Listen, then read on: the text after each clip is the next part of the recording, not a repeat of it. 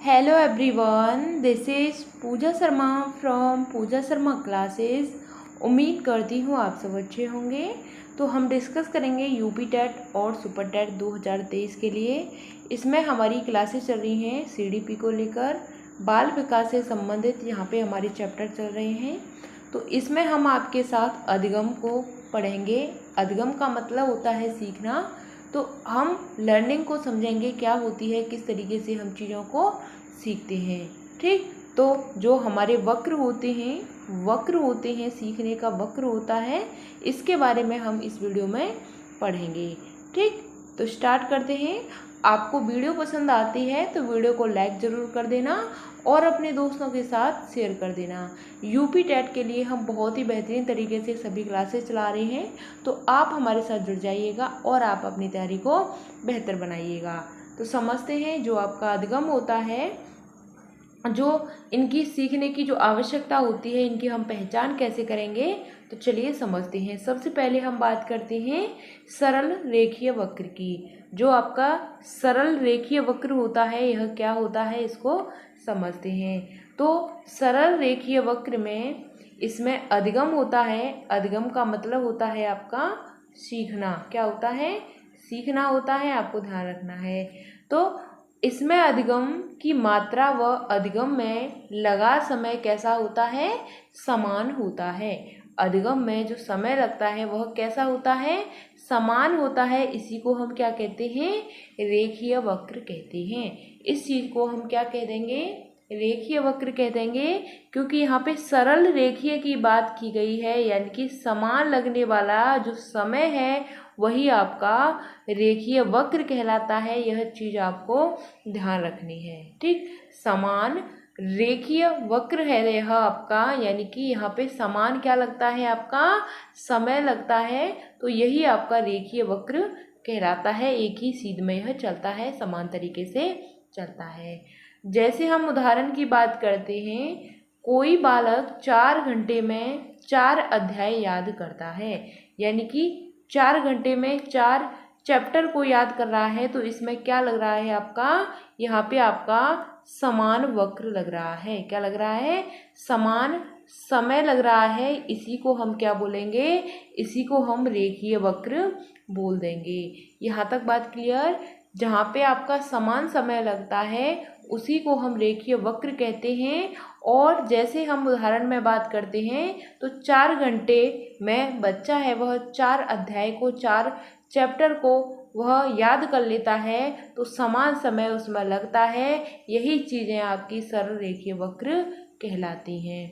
ठीक, यहाँ पे समझते हैं जो आपका सरल रेखीय वक्र है, किस तरीके से इसको हम दर्शाते हैं। तो यह आपका यहाँ पे, इसकी यहाँ पे मात्रा दे रखी है, रेखीय वक्र की आपकी मात्रा दे रखी है, और यहाँ पे अभ्यास का जो समय है वह दे रखा है। तो यह चीज़ें यहाँ पे क्या लग रही हैं? यहाँ पे आपकी समान लग रही है। इसी चीज़ को हम क्या कह देंगे? समान रेखीय वक्र कह देंगे। सरल रेखीय वक्र कहलाता है। यहाँ तक बात क्लियर?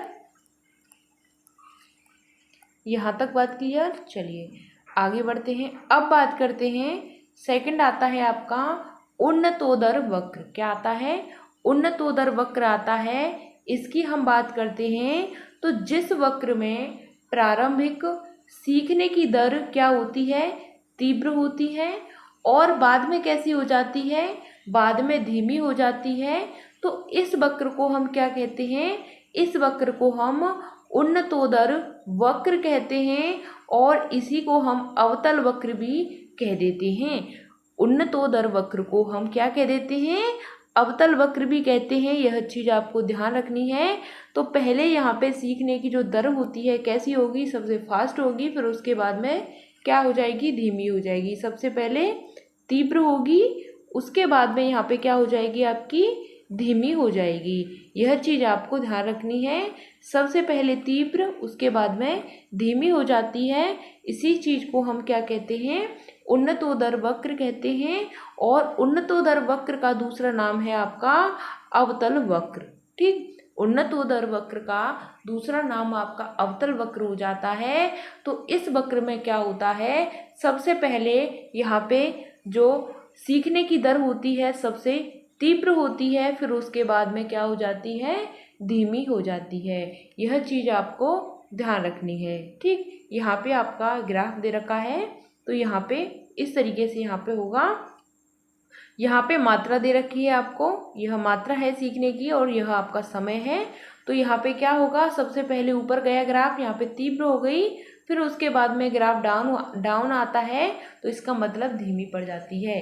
सबसे पहले यहाँ पे तीव्र हो जाएगी, फिर यहाँ पे जाके क्या हो जाती है, धीमी हो जाती है। यह चीज़ आपको ध्यान रखनी है। तो इसका वक्र का ग्राफ इस तरीके से होता है, पहले तो ऊपर जाएगा, ग्राफ बढ़ेगा, फिर उसके बाद में डाउन हो जाता है। ठीक, चलिए आगे बात करते हैं। अब हम यहाँ पे नतोदर वक्र की बात करते हैं। यहाँ पे आपके जो वक्र होते हैं कितने होते हैं, वक्र की हम बात करते हैं तो आपके 4 वक्र होते हैं। कितने वक्र होते हैं, 4 वक्र होते हैं, तो आपको ध्यान रखना है। ठीक, तो हमारा थर्ड वक्र आता है नतोदर वक्र। ठीक, कौन सा आता है, नतोदर वक्र आता है। इससे पहले हमने पढ़ा था उन्नतोदर वक्र, उससे पहले हमने सरल रेखीय वक्र को पढ़ा था।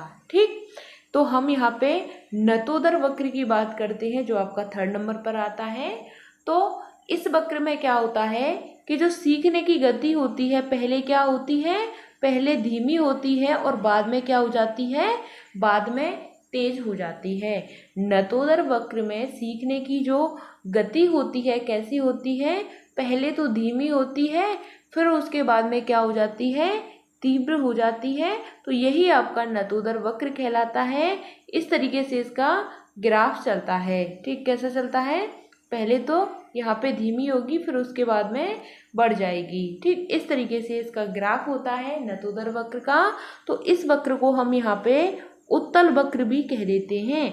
नतोदर वक्र को हम क्या कह देते हैं, उत्तल वक्र कहते हैं। यह चीज़ आपको ध्यान रखनी है।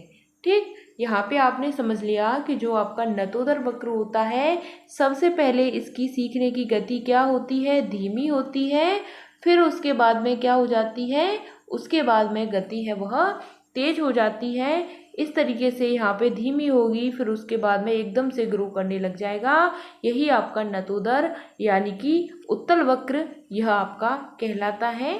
ठीक, यहाँ पे मात्रा दे रखी है सीखने की और यहाँ पे आपका अभ्यास का जो समय है वह दे रखा है। ठीक, अब यहाँ पे हम बात करते हैं मिश्रित वक्र की।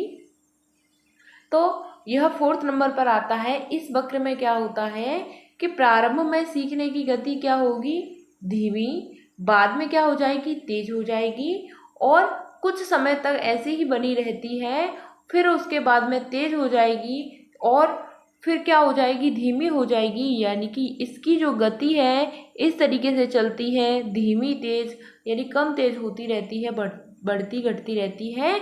वही आपका मिश्रित वक्र कहलाता है। यहाँ पे इस तरीके से यह चलता है, यानी कि पहले तो यहाँ पे क्या हो रही है, यहाँ पे घट रही है, फिर एकदम से ग्रो, फिर डाउन आ गया यहाँ पे ग्राफ। तो यही चीज़ें आपकी क्या कहलाती हैं, मिश्रित वक्र कहलाती हैं। यह चीज़ आपकी समझ में आ रही होंगी। तो प्रारंभ में क्या होता है, गति यहाँ पे धीमी होती है, बाद में तेज हो जाती है, फिर तेज होती है, फिर धीमी हो जाती है। इसी तरीके से यह ग्राफ चलता रहता है। ठीक, तो आपने इनको समझा। ठीक, मैंने आपको यहाँ पे 4 वक्र करा दिए हैं। सबसे पहले आपका यहाँ पे आता है, कौन सा वक्र था, सरल रेखीय वक्र। ठीक,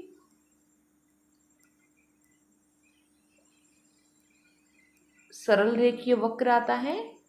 दूसरे नंबर पर आता है आपका यहाँ पे उन्नतोदर वक्र।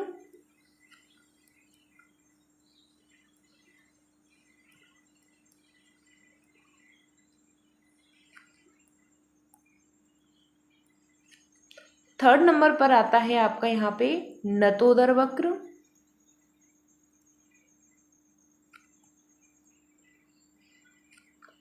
फोर्थ नंबर पर आता है आपका यहाँ पे मिश्रित वक्र।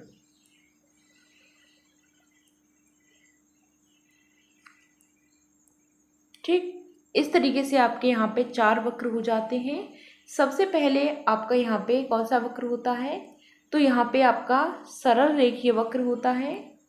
फिर आता है आपका उन्नतोदर वक्र, फिर नतोदर, 4th नंबर पर आपका मिश्रित वक्र होता है। तो यहाँ पे समझा हमने सरल रेखीय वक्र में क्या होता है, चीज़ें समान चलती हैं, ठीक, समान चलता है, एक ही दिशा में आपका चलता रहता है। उन्नतोदर की बात करते हैं तो सबसे पहले यहाँ पे क्या होगी, तीव्र होगा, उसके बाद में आपका धीमा हो जाएगा, मंद पड़ जाएगा, यह चीज़ आपको ध्यान रखनी है, ठीक। अब हम नतोदर की बात करते हैं तो यहाँ पे पहले क्या होगा, पहले यहाँ पे धीमी गति होती है, फिर उसके बाद में क्या हो जाता है, तीव्र हो जाता है, ठीक। मिश्रित की बात करते हैं तो यह बढ़ता घटता रहता है, ठीक, क्या आता है, बढ़ता रहता है और घटता रहता है, यह चीज़ आपको ध्यान रखनी है। सरल रेखा में समान चलता है, नतोदर में तीव्र होता है, फिर उसके बाद में मंद पड़ जाता है, और नतोदर की बात करते हैं तो इसमें धीमा होता है, फिर बाद में तेज हो जाता है। मिश्रित की बात करें तो पहले बढ़ता है, बाद में क्या करता है, घटता है, ठीक। अब हम यहाँ पे कुछ क्वेश्चन लेते हैं। तो मिश्रित वक्र की हम बात की थी, यह कैसा, इसका जो आकार होता है कैसा होता है इसका आकार, तो इसका आकार एस टाइप का होता है, कैसा होता है, एस टाइप का होता है, यानी कि घटता बढ़ता रहता है, ठीक, कैसा रहता है, घटता बढ़ता, ठीक, घटता बढ़ता रहता है, पहले बढ़ेगा फिर घटेगा फिर बढ़ेगा फिर घटेगा, इस तरीके से एस टाइप का यह वक्र आपका हो जाता है, यह चीज़ आपको ध्यान रखनी है, ठीक। तो चलिए आगे बढ़ते हैं। जो आपका सीखने में वक्र में 3 प्रमुख तत्व होते हैं, यह चीज़ आपको बतानी है कि सीखने के वक्र में 3 प्रमुख तत्व कौन कौन से होते हैं। तो सबसे पहले हम बात करते हैं प्रारंभिक भाग की, यह होता है, और अधिगम में मंद गति होती है और अधिगम में तीव्र गति होती है।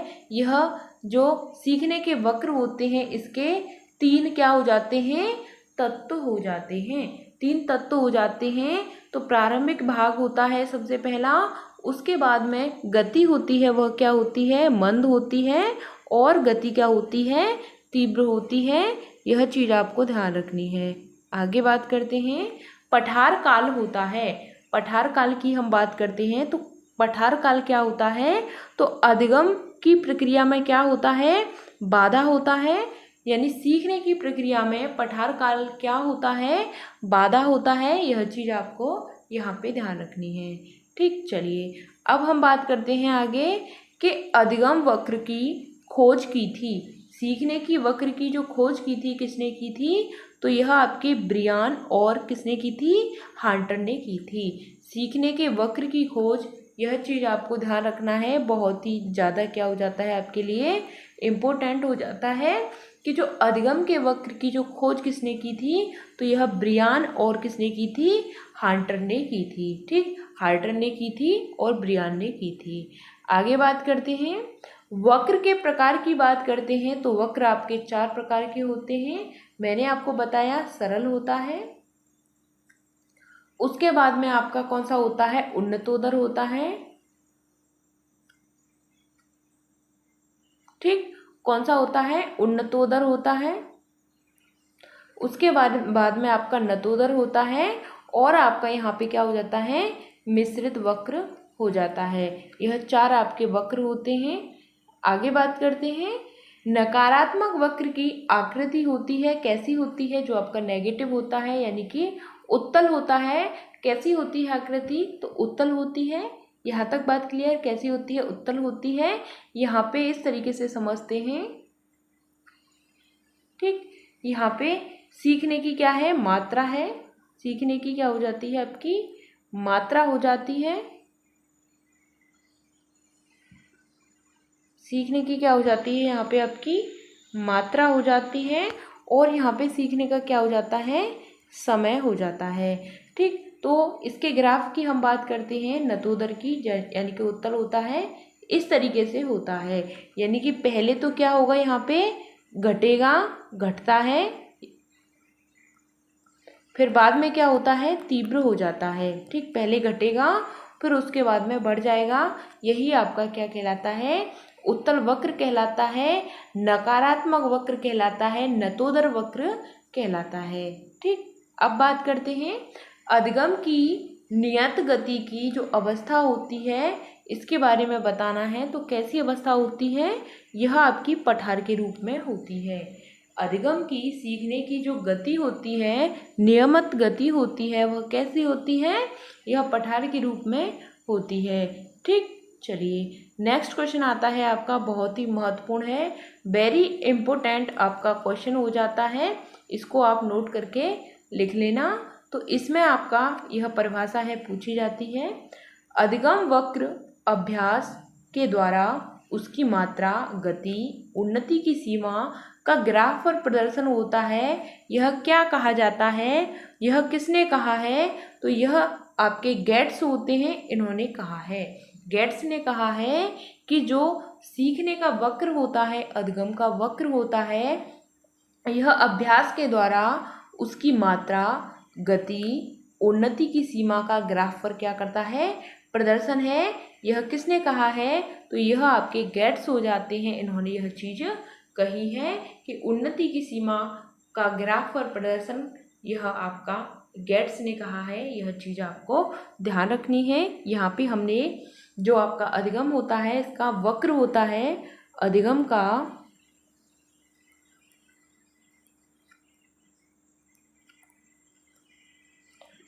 का वक्र पढ़ा। ठीक, यह आपको समझ में आ गया होगा, 4 तरीके का होता है। ठीक, अब हम इससे आगे की नेक्स्ट वीडियो में अधिगम के क्या पढ़ेंगे? पठार पढ़ेंगे।